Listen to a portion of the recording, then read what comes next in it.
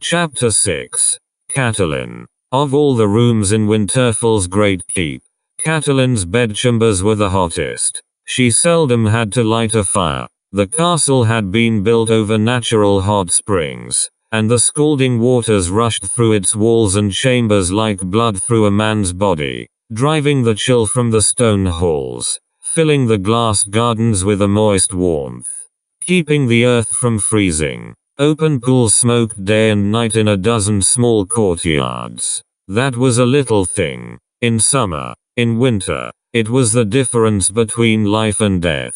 Catelyn's bath was always hot and steaming, and her walls warm to the touch. The warmth reminded her of Reveron, of days in the sun with Lyssa and Edgemure, but Ned could never abide the heat. The Starks were made for the cold, he would tell her, and she would laugh and tell him in that case they had certainly built their castle in the wrong place. So when they had finished, Ned rolled off and climbed from her bed, as he had 1,000 times before. He crossed the room, pulled back the heavy tapestries, and threw open the high narrow windows one by one, letting the night air into the chamber. The wind swirled around him as he stood facing the dark, naked and empty-handed. Catelyn pulled the furs to her chin and watched him. He looked somehow smaller and more vulnerable, like the youth she had wed in the September at Reveron. 15 long years gone. Her loins still ached from the urgency of his lovemaking. It was a good ache. She could feel his seed within her. She prayed that it might quicken there. It had been 3 years since Rickon. She was not too old. She could give him another son. I will refuse him, Ned said as he turned back to her. His eyes were haunted, his voice thick with doubt. Catelyn sat up in the bed. You cannot. You must not. My duties are here in the north. I have no wish to be Robert's hand. He will not understand that. He is a king now, and kings are not like other men. If you refuse to serve him, he will wonder why, and sooner or later he will begin to suspect that you oppose him. Can't you see the danger that would put us in? Ned shook his head, refusing to believe. Robert would never harm me or any of mine. We were closer than brothers. He loves me. If I refuse him, he will roar and curse and bluster, and in a week we will laugh about it together. I know the man. You knew the man, she said. The king is a stranger to you. Catelyn remembered the dire Yolf dead in the snow. The broken antler lodged deep in her throat. She had to make him see. Pride is everything to a king, my lord. Robert came all this way to see you, to bring you these great honors. You cannot throw them back in his face. Honors? Ned laughed bitterly. In his eyes. Yes, she said. And in yours and in mine. She blazed. Angry now. Why couldn't he see? He offers his own son in marriage to our daughter. What else would you call that? Sansa might someday be queen. Her sons could rule from the wall to the mountains of Dawn. What is so wrong with that, gods? Catelyn. Sansa is only 11, Ned said. And Joffrey. Joffrey is. She finished for him crown prince, and heir to the Iron Throne. And I was only 12 when my father promised me to your brother Brandon. That brought a bitter twist to Ned's mouth. Brandon. Yes. Brandon would know what to do. He always did. It was all meant for Brandon. You. Winterfell. Everything. He was born to be a king's hand and a father to queens. I never asked for this cup to pass to me. Perhaps not, Catelyn said, but Brandon is dead, and the cup has passed, and you must drink from it, like it or not.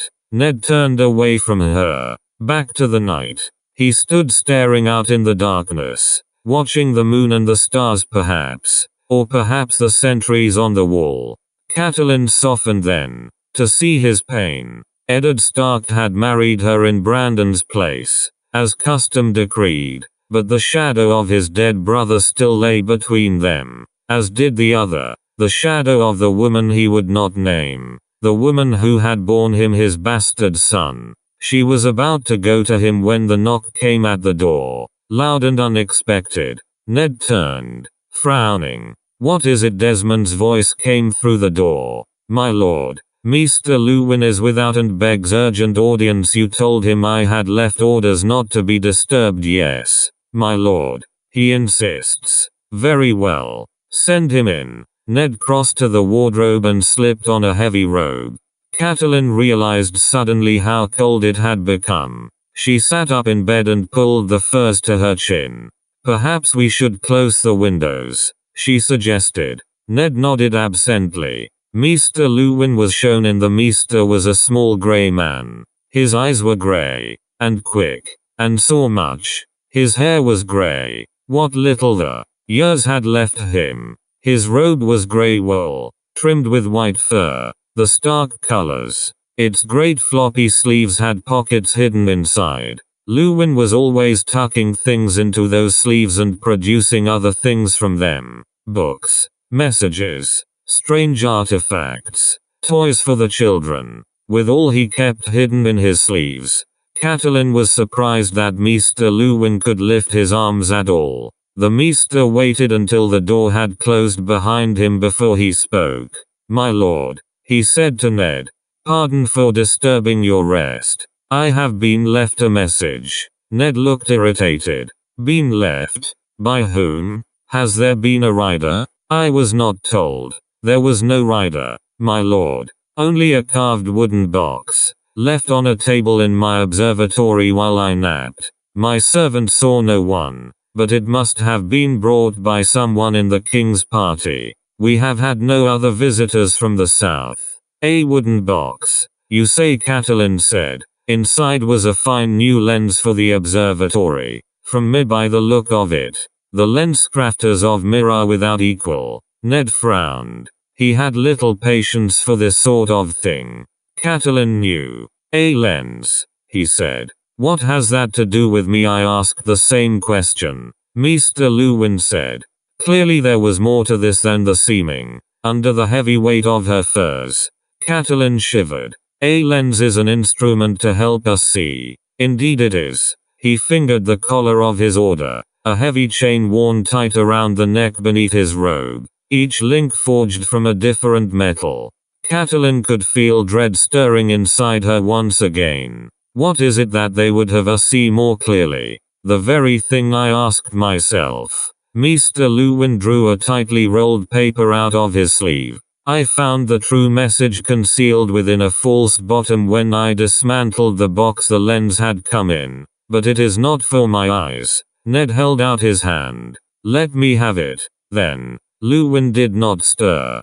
Pardons, my lord. The message is not for you either. It is marked for the eyes of the Lady Catelyn, and her alone. May I approach? Catelyn nodded, not trusting to speak. The Meester placed the paper on the table beside the bed. It was sealed with a small blob of blue wax. Lewin bowed and began to retreat. Stay, Ned commanded him. His voice was grave. He looked at Catelyn. What is it, my lady? You're shaking. I'm afraid, she admitted. She reached out and took the letter in trembling hands. The furs dropped away from her nakedness. Forgotten. In the blue wax was the moon and falcon seal of House Arryn. It's from Lyssa.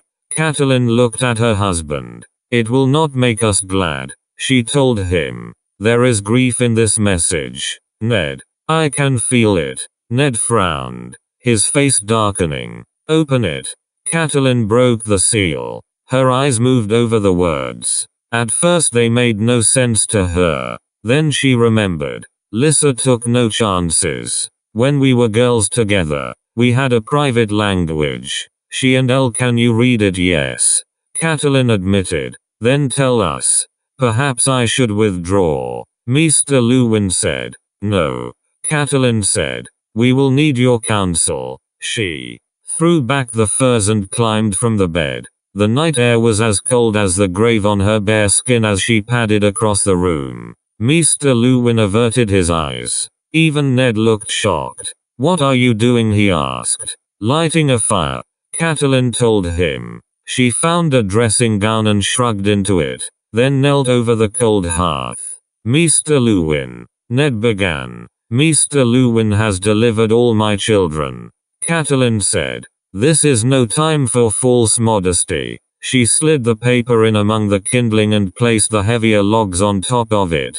Ned crossed the room, took her by the arm, and pulled her to her feet. He held her there, his face inches from her. My lady, tell me, what was this message? Catelyn stiffened in his grasp. A warning, she said softly. If we have the wits to hear. His eyes searched her face. Go on. Lysa says Jon Arryn was murdered. His fingers tightened on her arm. By whom? The Lannisters. She told him. The Queen. Ned released his hold on her arm. There were deep red marks on her skin. Gods. He whispered. His voice was hoarse. Your sister is sick with grief. She cannot know what she is saying. She knows. Catelyn said. Lysa is impulsive. Yes. But this message was carefully planned.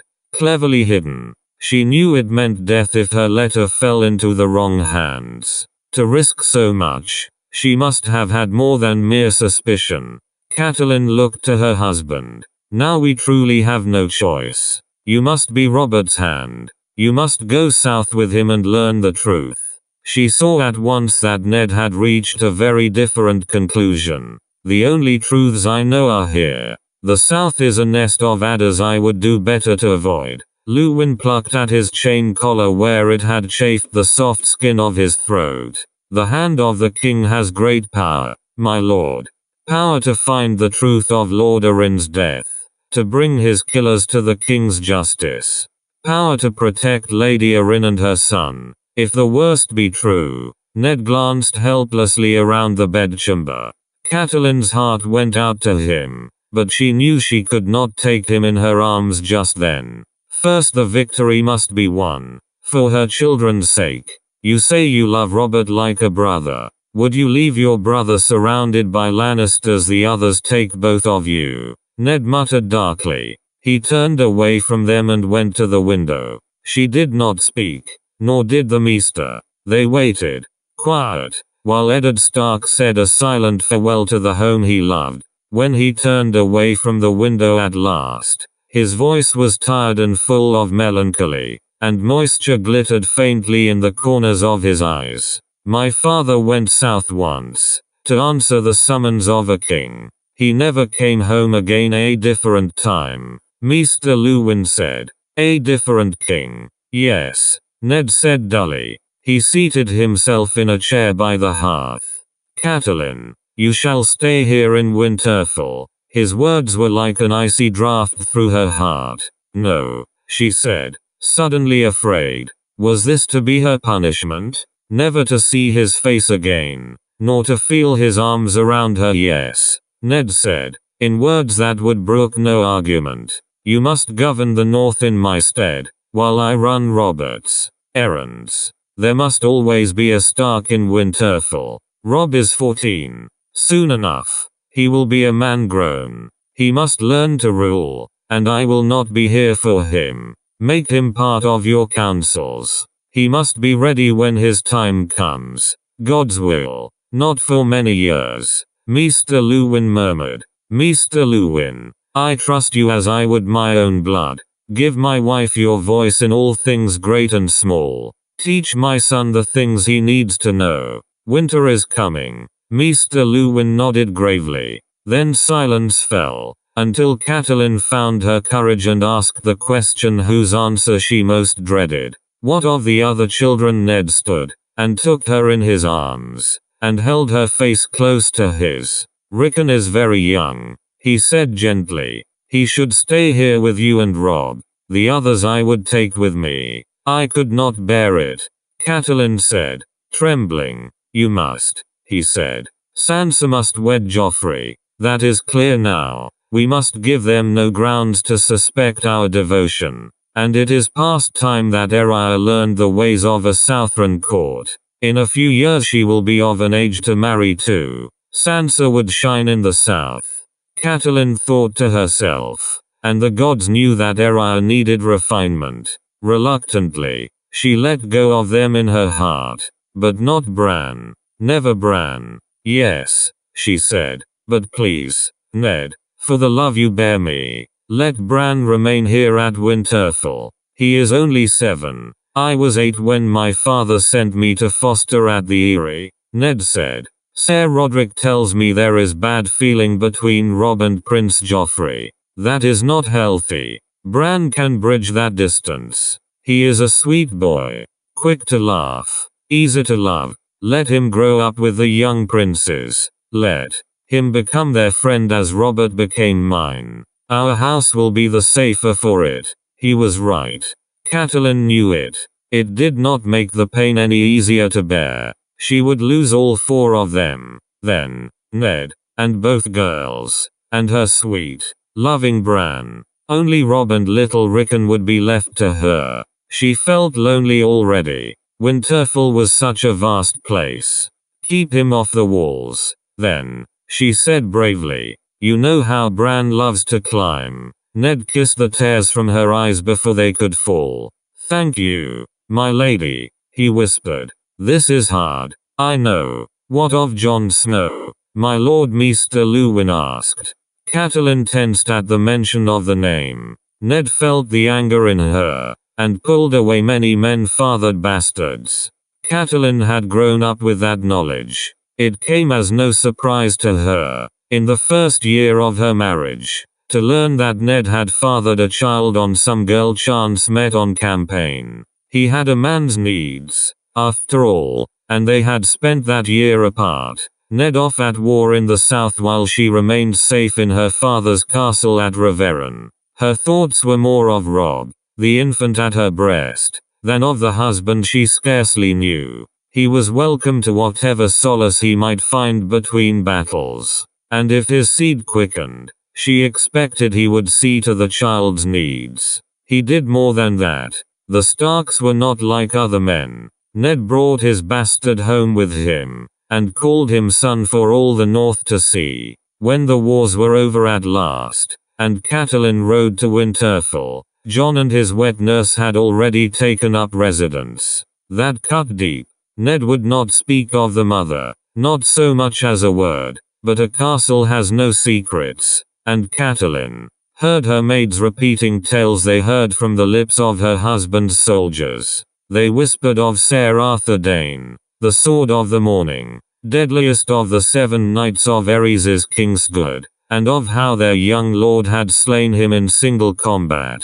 And they told how afterward Ned had carried Ser Arthur's sword back to the beautiful young sister who awaited him in a castle called Starfall on the shores of the summer sea. The Lady Ashera Dayne, tall and fair, with haunting violet eyes. It had taken her a fortnight to marshal her courage, but finally, in bed one night, Catelyn had asked her husband the truth of it, asked him to his face. That was the only time in all their years that Ned had ever frightened her. Never ask me about Jon, he said, cold as ice. He is my blood, and that is all you need to know. And now I will learn where you heard that name. My lady. She had pledged to obey, she told him, and from that day on, the whispering had stopped, and Ashera Dayne's name was never heard in Winterfell again. Whoever Jon's mother had been, Ned must have loved her fiercely,